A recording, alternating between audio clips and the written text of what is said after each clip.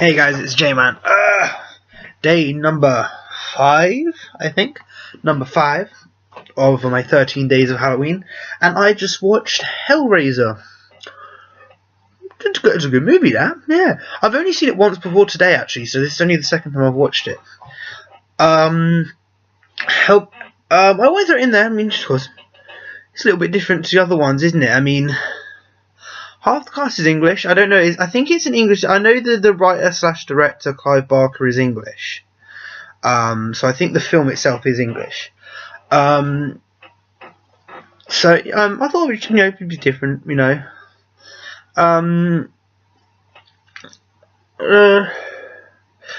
out in 1987. So it's a little bit. So it's a fair bit after your Friday the 13th and your Nightmare on Elm Street. Yeah. So, England v America. Yeah, I don't want to say. As a whole, I always say American films are better than English films. This was a pretty good movie, though. I like, though it's like several different films at the same time. It's kind of like, your old school romance novels, like, how like the woman's married to a guy she's not happy with, and then like his rugged dickhead jock brother comes up and he's way more interesting. So you've got like that variable in there. Then you've got the whole variable of the friggin' demons, man. Like what you got, like Pinhead, and I can't remember. I don't know what all their names are. I've only seen the first film. I need to watch others because I really want to go into them. But so it's like 4 different films in one go. The whole kind of thing where she was like leading men into the apartment, into the house, so she could like have him killed. It was kind of like Under the Skin, with Scarlett Johansson in it. How she would like take them into her house. It was a house like a spaceship. I have no idea what went on in that movie. That movie was weird, man. It was a crazy movie. Yeah. So it's different. It's because there's like the 2 different stories going on at the same time, because it starts out purely starring the woman and her husband, and then it adds the husband's daughter, and then she becomes the main character halfway through the film, which is really cool. So there's not one main character in this film, which is pretty interesting. That's pretty cool. I think what is the cube? The box. It's like some Rubik's Cube, and if you do it a specific way, like if you make the corners do that, make a sort of sun shape, you can bring frickin' demons on Earth. I've never done that with a Rubik's Cube. Never completed a Rubik's Cube, actually. I've done a single side, but I've never done a whole Rubik's Cube. What is that cube? I'm sure if I watch the later films, it will go into it in far more detail. I have no idea what that thing is. I have no idea what the thing is. The idea is, Frank buys, he's in Chinatown, there's this creepy old, I think he's in Chinatown, there's this creepy old dude. He buys this cube off him, and the cube, like, he completes the puzzle cube, and he gets, like, sent to wherever the Cenobites, they're called the Cenobites, where they live. I don't know if they're heaven or hell. I think they said he showed them like good and he showed them really bad, So I think they're kind of maybe some sort of purgatory in the middle or something. So it showed them, and I think he died. They took him to their version of hell, whatever that is. And tortured him, etc. And that shows in present day, so it's probably about maybe a few years after that. And you got his brother and his new wife moving into their new house. Is the new house in England? It looks like an English house. That, and it's raining. It's raining in all the scenes. It has to be England, right? We have stinky weather here, man. It doesn't actually. I don't know if it actually says where it's set. I think it's English, but I don't know. So yeah, so they're in their new house. I mean, she's clearly not really in love with him anymore. I think he was fairly solid dude though, even before, you know, all the craziness started. I mean, I think she's kind of a bitch, really, isn't she? I mean, yeah, his brother, because I think she met, that shows flashbacks, so I think she met the brother at the wedding, and that, like, kicked off the whole affair. I mean, yeah, the brother's more interesting, he's more rugged and shit like that, you know, but he's kind of a dickhead, isn't he? I mean, the brother seems like a much nicer guy. I mean, boring, but I mean, yeah, boring as hell. But yeah, I think so. We were assuming Uncle Frank died, right, when he went to the Cenobites. So they're in their new house, and like their daughter's about. So she's like, that starts out. The daughter's like a minor character, isn't she? And then she becomes the hero of the film. Yeah, my colour's gone again. No idea why. No, that didn't help. Okay, it will come back of its own accord. Yeah. So they move into this new house, and she finds photo. Is it Uncle Frank's house, or is it like their house before they moved out? Because she finds all these pictures. Is it of Uncle Frank screwing this other woman? You know, and then there's the dirty statue, and those two. I think my stepdad had a statue, and it was a dirty statue once. I think it was two skeletons doing it or something. It's like they died in that position. That's pretty funny. Yeah. So they get the house. And then obviously, like, he cuts his hand trying to pull that bed up the stairs, and the blood's kind of soaked up by the floor, which I think is it must be the room where Uncle Frank died. And it's like it brought him back to life somehow. But he was just like mush, wasn't he? So he needed like to get her to like get people to come, like to lure people into the room so she could kill them, and then he could like harvest off their blood. A little bit like Countess Dracula, isn't it? You know, she has to kill people to stay young. So obviously it takes about three people, you know, do this, and then at the end she gets her husband, and Uncle Frank is now using his brother's body. Which that was like, I was so confused. I was like, what? He's not acting right, you know? And I was like, did he do it already, or is he about to do? Oh, yep, he evil, you know? Yeah. So obviously the daughter, she followed her stepmother home, and she found him with a guy in the house, I think. So she goes into the house, she finds her way into the room, and she sees the zombie version of Uncle Frank, and she manages to nick the cube off him, runs away with the cube, passes out, wakes up in hospital. She manages to figure out how to use it. I mean, I'm surprised she knew how to use it straight away, because I'm guessing if Frank, you know, went to Chinatown and found this thing from some master guy, you know, he's probably like, you know, done a quick Google search, you know, as they did in the 80s, you know, just gone like, you know, what do I do with this cube? He's probably found some ancient book or something, you know, that taught him how to use it, whereas she had zero knowledge of that thing as far as I know. So she literally just, you know, just played with it, and it worked. There's some grotesque stuff in that Cenobite lair, isn't it? Some grotesque beings and creatures. Pinhead's probably the best of a bad bunch, isn't he? I mean, he's just got acupuncture in his face. I can deal with that.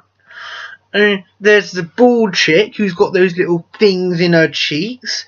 Then there's the fat dude with the sunglasses and no eyes. And then he licks there's a lot of lipping in this movie, isn't there? It's a bit weird. And then there's the chattery guy. The chattery guy is what The chattery guy is definitely the creepiest character in this movie, man. Yeah, and they're like the kind of like, are they the priests? I think they are, or the evil priests. And obviously she makes, like, they want her because she's opened it, like, oh, we're going to take you to our lair now. And she's like, wait, I've got Frank downstairs, you know, at my house, you know him, right? And they're like, fine then. So she takes them to the house, and then there's the whole scuffle, and they manages to get Uncle Frank, and then they try and turn on her, but she manages to actually redo the cube and like return it to its normal position, and sends them all back to hell, wherever it is they're from. Yeah, again, I've not seen all the movies, so I'll watch all the movies again. Maybe I'll do a second video once I've figured out more about these movies. I mean, because again, this is probably my shortest video actually, because it's the film I know least about. I mean, I've only seen the movie twice, and I've not seen the whole series. So yeah, so anyone who's like a die-hard Hellraiser fan out there, I do apologise. I mean, you guys like do like, this dude didn't tell me nothing I don't know. Sorry about that. I do want to buy the cube, like a replica of the cube, not a real one. I don't want to figure out the cube and then get sent to hell. I mean, Earth's a bit shite, but it's better than hell, I believe, right? That'd be really cool actually, to buy one of those. Yeah.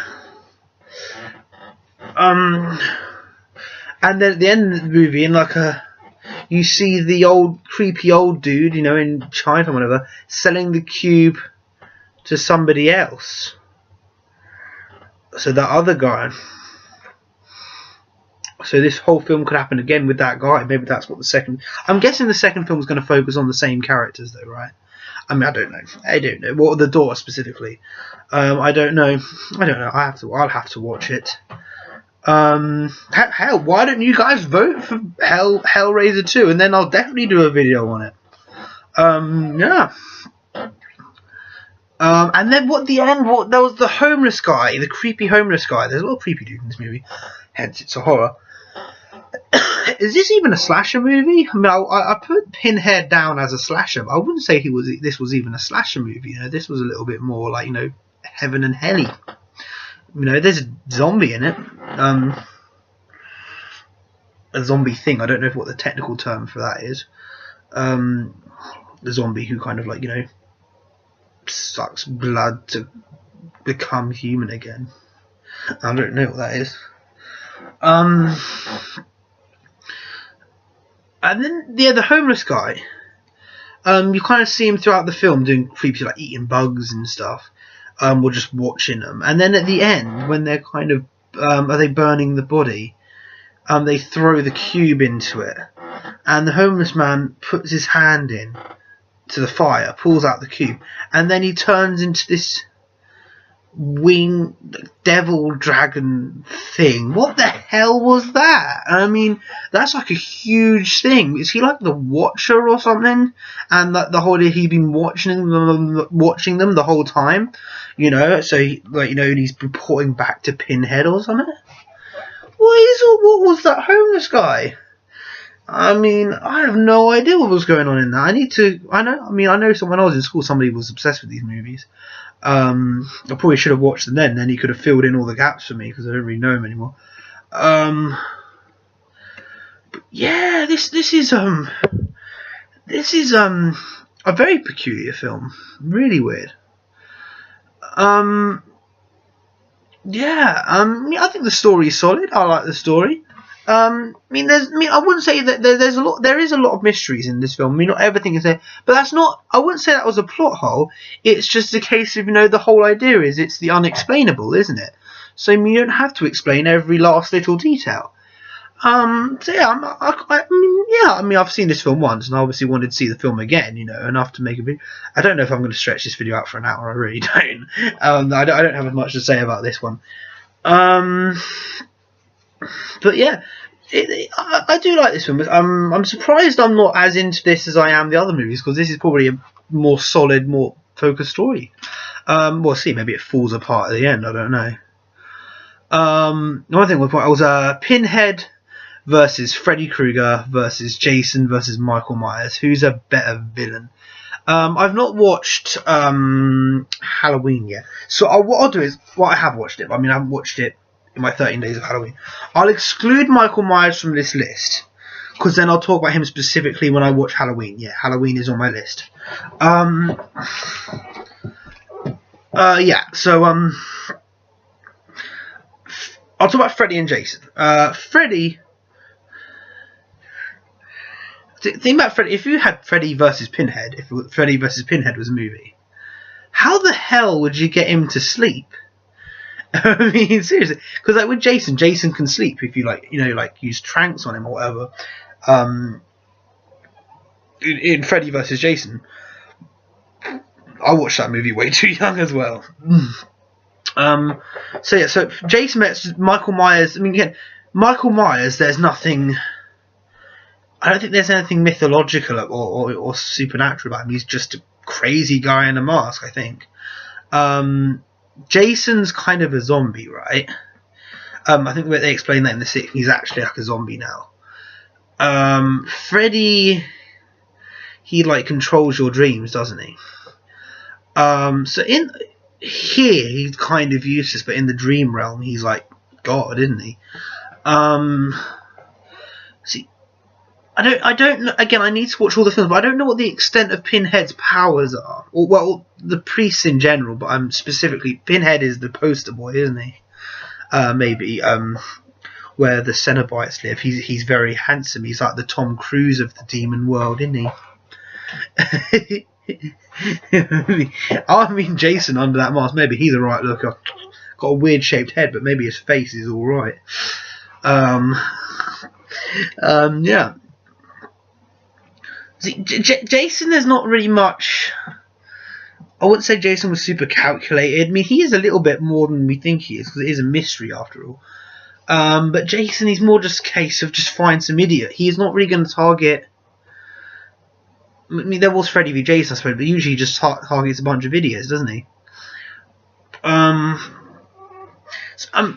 Pinhead's definitely a different type of villain than the standard slashers.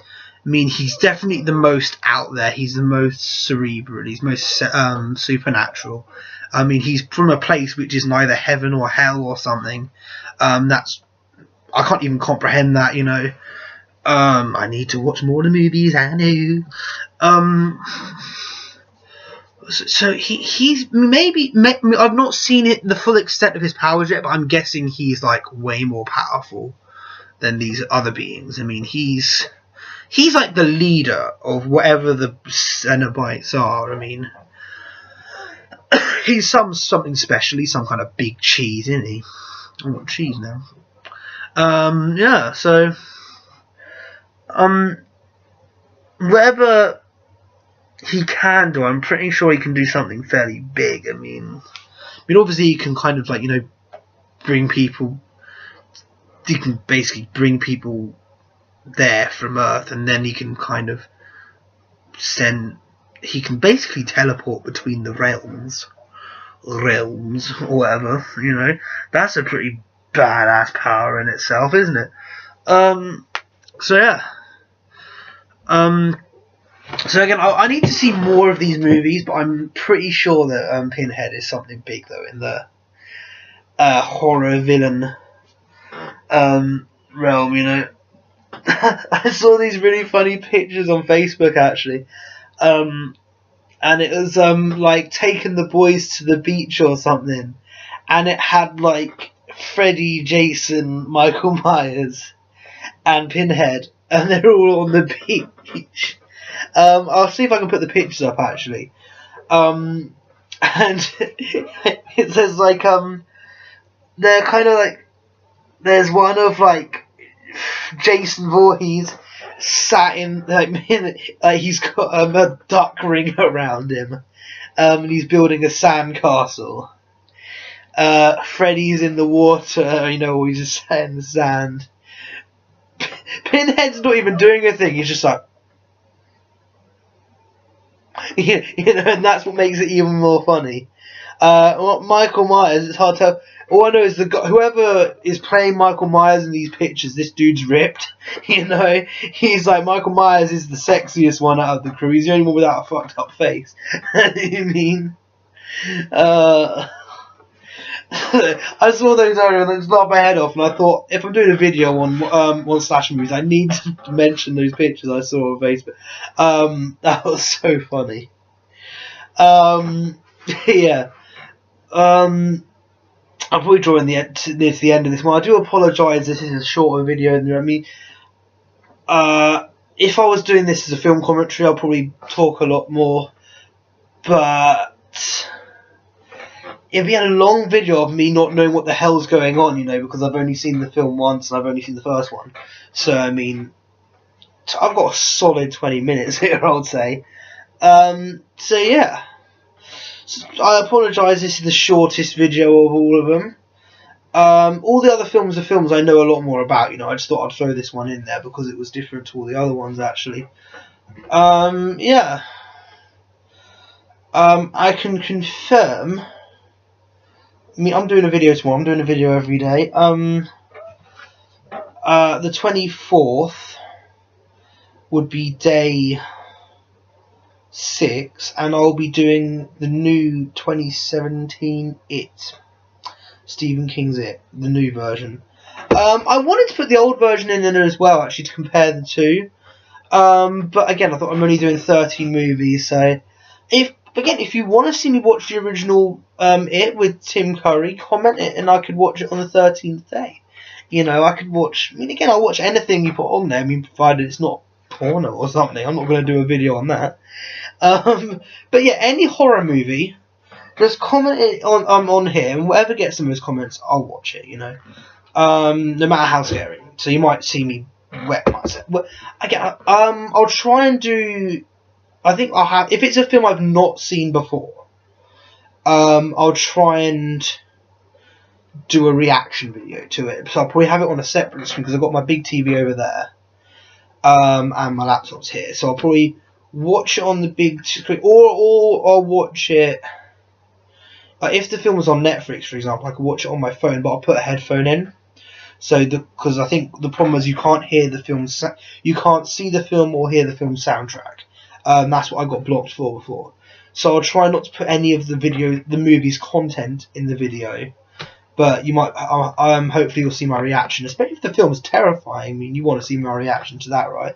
I mean, everyone likes seeing a guy get scared, right? That's what YouTube's all about. I mean, yeah. So yeah, tomorrow I'll be watching It 2017. Is 2017, is it? Or is it 2018? It came out last Halloween, didn't it? So It 2017. Yeah. I apologise for how short this video is. Tomorrow's video will be longer because I know more about the subject.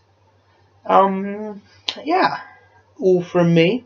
Excuse the eye rubbing, hay fever, or cold, or something. Yeah. J-Man out.